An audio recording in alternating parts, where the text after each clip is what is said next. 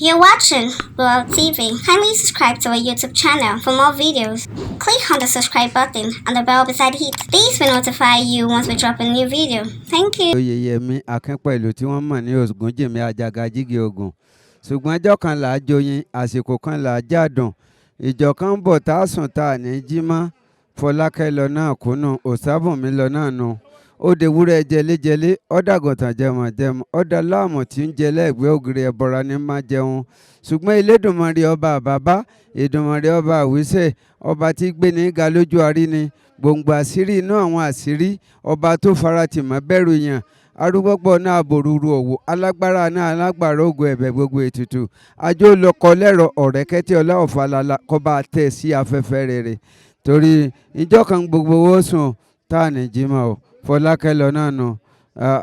òde wúrẹ́ jẹlé ọ̀dàgùntàn jẹ ó ní ntẹ́ bá rí ẹ̀ máa jẹ ntẹ́ bá rí ẹ̀ máa mú ikú ìbánisọ̀rẹ́ o ntẹ́ bá rí ẹ̀ máa jẹ olódìgbà adieu to the world adieu to the world. ẹ ká sọ orúkọ mi ní Alhaji Bámidélé Àtíòsì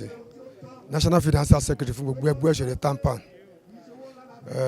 ní orúkọ ààrẹ wa àbáwọn ìdílé Òrìṣàbùnmi kẹ́dùn ó bá wa lójijì in fact mo ṣẹ̀ṣẹ̀ ń believe díẹ̀díẹ̀ ìpínlẹ̀ òótọ́ ló kù ni nígbà tí mo débì abẹ́ Ọlọ́run kọ́ ló ń bá wa foríjì kò sí ìròyìn Òrìṣàbùnmi ta lè rò tán ní December last year wọ́n ṣe program kan ní ìlú Kúta gbogbo àwọn artist tó wà ń bẹ̀ àtòjúpa gbogbo àwọn star artist tó wà ń bẹ̀ ló bẹ̀rẹ̀ sí ra aróbó fún tó ń ra nǹkan fún wa tó ń bá wa ṣeré pa kádìdí gbọ́ pé kú ní January ẹ̀mẹ́ pé kan tó lágbára ni ṣùgbọ́n abẹ́ Ọlọ́run kọ́ ló ń bá tẹ̀ sáfẹ́fẹ́ rere kọ́ ló ń bá foríjì kọ́ ló ń bá di ilé wọn mú kọ́ ló ń jẹ́ kí ọdún jìnnà síra wọn kò sẹ́ni tó lè ròyìn ìwé ẹ̀kú kò sí ẹni tó lè fọwọ́ sọ̀yà pé lágbájá báyìí ẹ̀ṣẹ̀ tó ṣẹ̀ fún mi nì ìjọba ìlú bá mi jàre bọ́lọ́run ṣe dáa nìyẹn Ọlọ́run àwọlá pé à ń ròyìn dáadáa gbogbo àṣìṣe àti àmọ́ṣe Ọlọ́run àbá dáríjì agbègbè ẹgbẹ́ òṣèré àkó àṣẹyìndè ọdún àjìnà síra wọn. orúkọ tèmi ni Àṣàbí Awóyínká mo jẹ́ ọmọọṣẹ́ ìyá Òṣàbùnmi Àrẹ̀mú Àṣàbí mo tún jẹ́ àbúrò ẹ̀ torí ó jẹ́ nǹkan tó dára sí mi ìgbà tá a wà ní location tá a bá ń ṣeré níta á pè mí á ló yá wọlé wá sùn sẹ́gbẹ̀ẹ́ mi tó bá ń ṣe ọjọ́ bí tó bá post ẹ̀ tí bá comment màá ní Àṣàbí tó bí Àṣàbí inú ẹ̀ máa ń dùn tí bá ní àǹtí mi á ní má pè mí láǹtí mi mọ́mísí ni mí so ó jẹ́ kí gbogbo wa tá a jẹ́ ọmọọṣẹ́ a máa ń pè ní mọ́mísí ikú ẹ̀ dùn wá gidigidi nǹkan nílá ló sọnù lára wa ó dùn wá gidi èmi ò sí ní Ìbàdàn mọ́ mo wá láti travel láti Iléṣà torí ikú wọn ikú tó lágbára nìkan nílá ló bọ́ sọnù lọ́wọ́ Tampa èèyàn tó dára ni yóò Ṣàbùnmi Òrìṣàbùnmi Fọlákẹ́ Àṣàbí aya Àrẹ̀mú èèyàn tó dára gidi gan ní sí wa nínú ẹgbẹ́ ó kó gbogbo amọ́ra ó máa ń ṣe wá bí ọmọ ọ̀yẹ́ inú ó jẹ́ nǹkan tó jẹ́ nǹkan ìbàlórúkọ jẹ́ ìbànínú jẹ́ gidi mo rò níjẹta pé ta ni mo tún fẹ́ pè ní mọ́mísí mọ́ Àṣàbí tó bí Àṣàbí tẹ́ bá sọ bẹ́ẹ̀ inú ẹ̀ máa ń dùn gan tí má pè lórí fún inú ẹ̀ á dùn á ní yọjú sí mi ó kó gbogbo amọ́ra inú ẹ̀ dáa tí wọ́n bá rí èèyàn bíi mélòó kan bẹ́ẹ̀ nínú ẹgbẹ́ Tampa ẹgbẹ́ yẹn máa túbọ̀ dáa ju bó ṣe wà lọ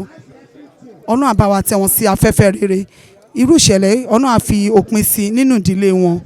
àní rírú ẹ̀ mọ́ lágbára Ọlọ́run. dídùn ní ikú olódodo a fẹ́ wọn lóòótọ́ ṣùgbọ́n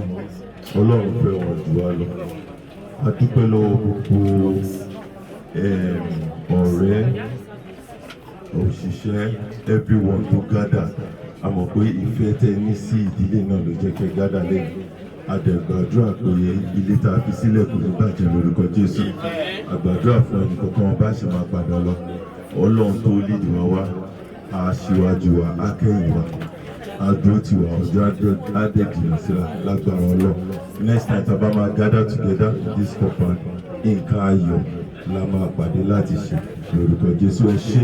àdúpẹ́ ẹ̀yin àlùfáà àdúpẹ́ fún máníkì máa dárúkọ ọjọ́ àlọ́ àdúpẹ́ lọ́wọ́ ọkùnrin àdúpẹ́ lọ́wọ́ obìnrin ọmọdé àgbà